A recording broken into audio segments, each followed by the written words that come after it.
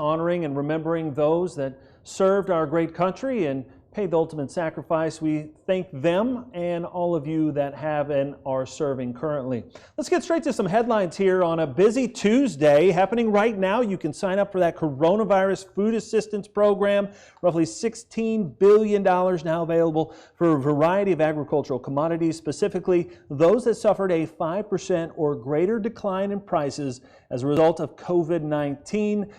To go and learn more about that program and to find out more details, you can go to farmers.gov/CFAP. You can go there. They've got a whole litany of resources, frequently asked questions. You can find out more information. We do know that you'll need to call your local FSA office in order to get set up with an appointment. Then the rest of the correspondence may happen via email. Farmers.gov/CFAP. Now, China returning to buy U.S. ag products to start this week. USDA reporting a flash sale, 264,000 metric tons of beans. Of that, 66,000 metric tons is old crop, 198,000 new crop. Along with that, there's also a sale of 216,000 metric tons of soybean meal for delivery to unknown destinations. We're presuming that also headed to China. That's giving us a little bit of strength in prices as we begin this Tuesday, bringing Dan Bossy now with Ag Resource. Dan, as we look at kind of the start of this week and some of this positive news out of China, where do we sit as far as export sales and how we're pacing thus far this year?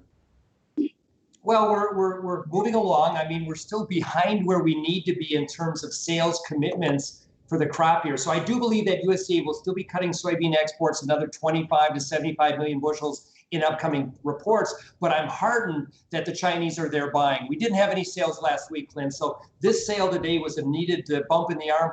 I'm told at midday today that China's still in the Gulf buying or bidding for another 4 to 6 cargoes of U.S. soybeans. So that's a help. We believe the meal sale to unknown destinations, actually to the Philippines. Okay, to the Philippines. We also have reports that Beijing's been buying some pork. Reuters reporting that China imported a record 400,000 tons last month, up 170% from the previous year.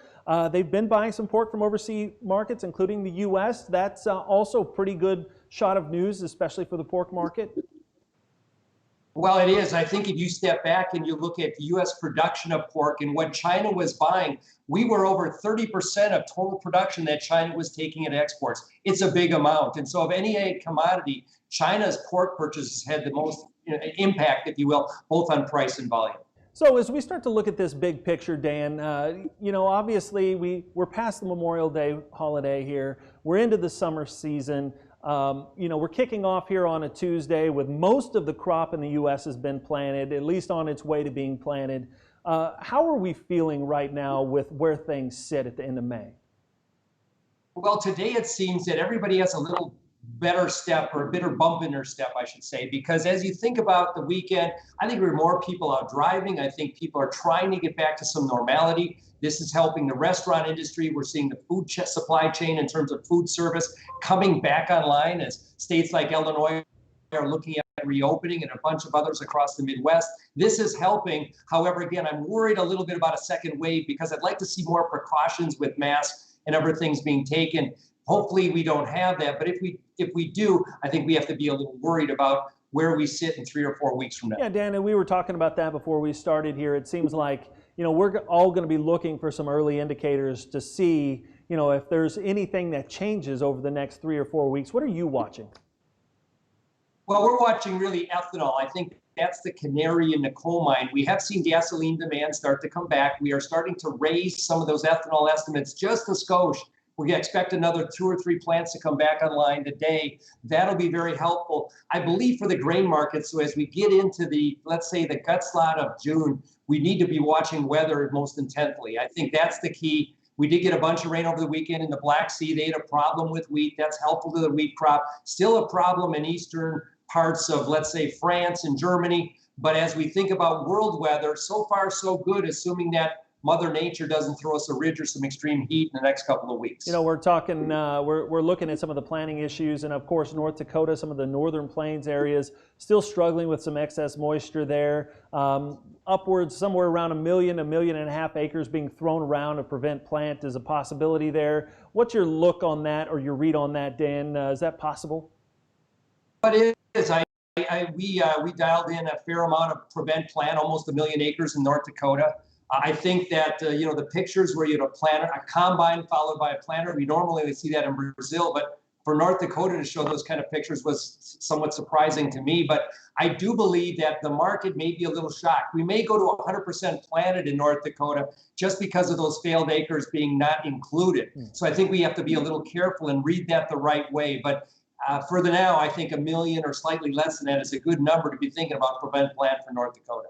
Dan, as we start in May here and we start June and kind of take off on our summer here, what is your read of where we've come from over the last couple of months? So we had the virus, we had this big drop in demand, ethanol primarily in the corn market. Now we're starting to see the comeback. We're reopening America. I'm heartened to see that some industries are coming back. Food service looks like we'll make it back to something like 75 to 80% of normal. That's good for the livestock sector. I still worry about miles driven because USDA is still utilizing an ethanol number that's still too high. But I want everybody to really think about the crops that are growing, because if we get above trend or above corn and soybean yields, the U.S. is still going to have too much. So don't get thinking that we're going into a bull market. What we're really seeing here today is a recovery. And then the question will be, when do we shift, or when does the market feel comfortable in yields enough that it will shift to that next size to the downside? Okay, so that'll be something that we'll watch probably at a transition here over the next month or two as we deal with weather in the growing season. Dan, always interesting to visit with you. Really appreciate you jumping in here and kind of walking us through what's going on market-wise with the coronavirus and things that we'll be tracking here over the next couple of months. Hope you had a great Memorial weekend. Got to spend some quality time there as well. I did, and I hope the same for all of your viewers and yourself, Clint. Appreciate it. Have a good day. Thanks, Dan. Thanks so much. Of course, we'll continue to follow the latest on this coronavirus outbreak and the impact to agriculture. In fact, we'll continue to follow everything that's happening in agriculture. You can join us by going to agweb.com if you want to specifically follow coronavirus and some of those impacts. agweb.com/coronavirus for the very latest. Thank you all for watching and starting your week with us here on Farm Journal Live. I'm Clinton Griffiths. Have a great afternoon.